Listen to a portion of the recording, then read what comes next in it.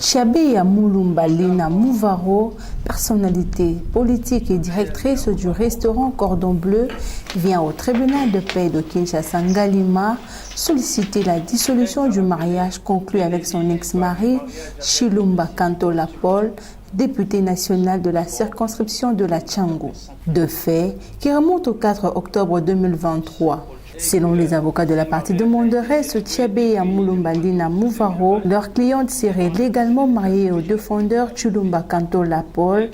Les avocats de la partie demanderesse affirment que leur cliente, par sa requête en divorce, avait saisi le tribunal de paix de Kinshasa Ngalima et les deux parties se sont présentés devant le juge pour une tentative de conciliation. Les avocats de la partie demanderesse soutiennent que cette conciliation n'avait pas abouti à une fin heureuse, d'où un procès verbal de non-conciliation aurait été établi. Les avocats de la partie demanderesse soutiennent en outre que leur client aurait saisi le tribunal sur pied de l'article 59 de la loi numéro 87.010 du 1er août portant le code de la famille tel que modifié et complété par la loi numéro 16/008 pour que la dissolution de leur mariage soit prononcée. À l'audience du jour, les avocats de la partie demanderesse soutiennent qu'il y a incompatibilité entre les époux. Ils sollicitent du tribunal de dire récevable leur action, de dissoudre leur mariage et ordonner la liquidation de leur régime matrimonial. Madame Tchabeya Lina Mouvaro,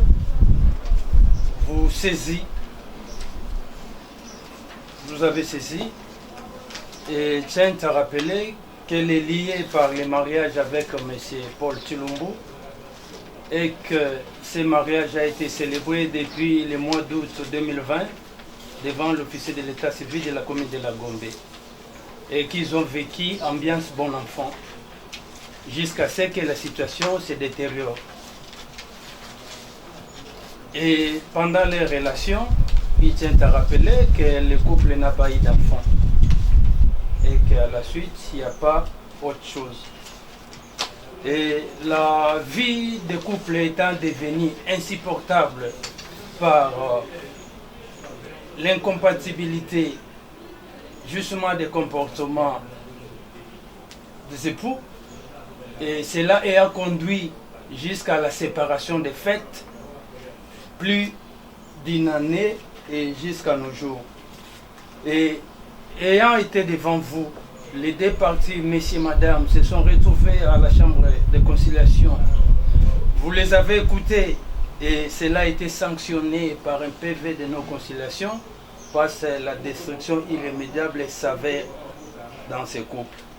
Et comme vous pouvez le constater, les pièces de son dossier, peut-être à l'intention du ministère public, là c'est l'original de l'acte de mariage, et que les deux parties sont d'accord justement pour la séparation. C'est pourquoi Madame Mouvaro vous demande de dire amplement recevable et fondée la présente action, de prononcer le divorce, d'ordonner la liquidation du régime matrimonial et mettre les frais de dépens comme des droits. Voilà, dans ce sens-là qu'elle résume le fait de la présente cause. Les avocats de la partie demanderesse, pour leur part, sollicitent du tribunal de faire droit à la requête de la partie demanderesse. Monsieur le Président, le mariage est d'abord une affaire de sentiments. Monsieur Paul Chilumbu, un jour, rencontra Madame Tchabeya, ils se sont dit des mots d'amour.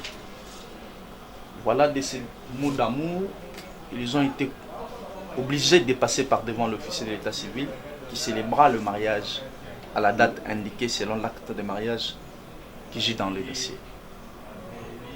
Mais comme l'a dit la demanderesse, compte tenu de l'incompatibilité comportementale entre les parties au mariage, ils ont décidé de se séparer de manière de fait. Et voici depuis lors, Madame et Messieurs se dressent mutuellement à peine la parole et ils ne peuvent plus, au regard de la situation, continuer la cohabitation, continuer la consommation du mariage.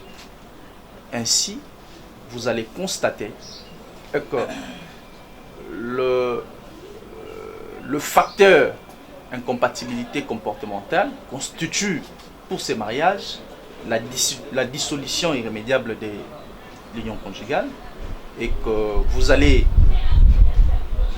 à titre de droit, dire recevable et fondé la requête, mais l'action émise par Madame Chabeya, vous allez dissoudre le mariage qui unit les parties par devant vous.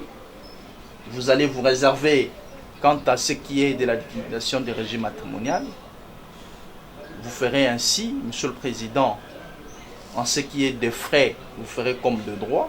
Le ministère public, dans son avis, sollicite du tribunal de faire partiellement droit à la requête de la partie demanderesse et de se réserver quant à la dissolution du régime matrimonial conformément aux dispositions de l'article 572 du Code de la famille.